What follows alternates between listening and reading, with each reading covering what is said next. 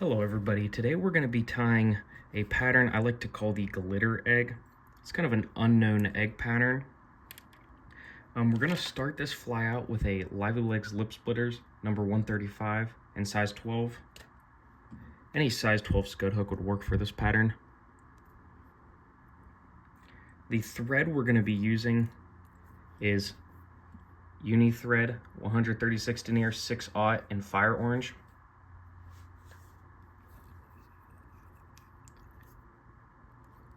We're going to start our wraps right at the eye of the hook, starting the fly right there, and then cutting your tag end off close. Then you are going to bring this the entire way back to the bend, just where your hook starts to bend down.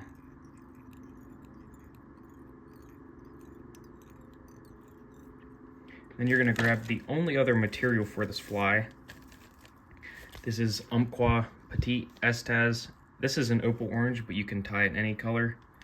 You're going to cut about a 10-inch piece off, just like this. And then once you cut that off, you're going to take your thumb and rip out the glitter. Now this does make a little bit of a mess here.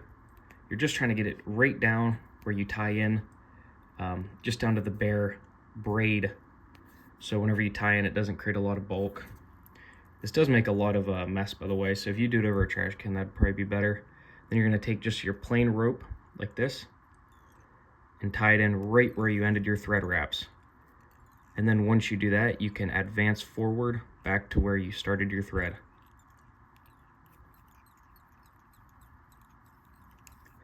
And then I'm going to make a half hitch here, or just a little overhand knot, to right about the eye of the hook, so it doesn't come undone when we start wrapping.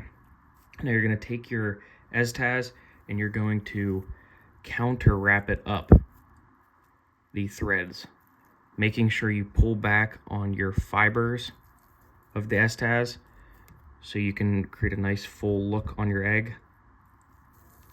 Just making tight touching wraps.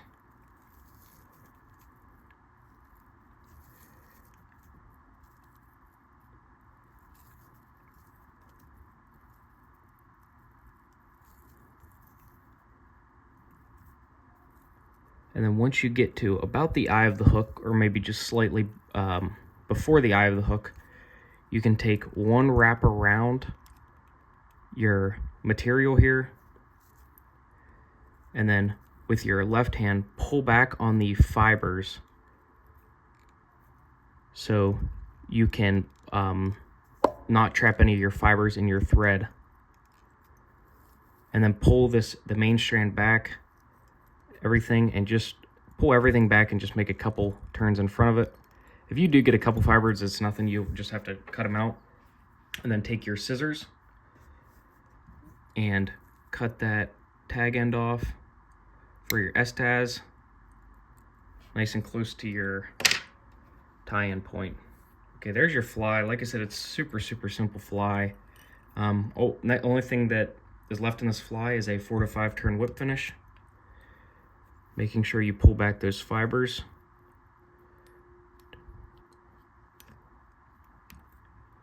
Just like that. And then just cut your thread off, nice and close. And then take a little bit of head cement. And this fly is done. This is a super durable fly, by the way. These last quite a few fish. And I'm sure, as you could imagine, this is a stock trout killer. Not much of a wild trout fly, but you'll still catch them.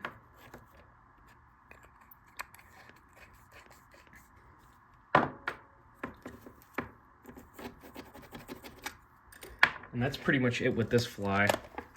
You can tie this in a wide variety. Here's some other colors. This is more of a peach color. And this is a chartreuse color. I've done the best on the opal orange or the peach colored egg flies. I think it's definitely a go-to egg to have in your box.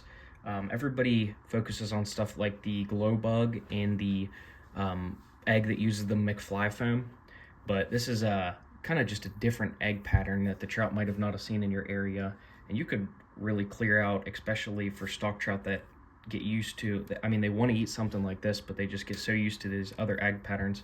This is a pretty underrated fly. Nobody really talks about this fly. There's a couple different names for this fly, but the name that I kind of have came up with or saw maybe somewhere and just started using was the glitter egg. I think it pretty well matches it.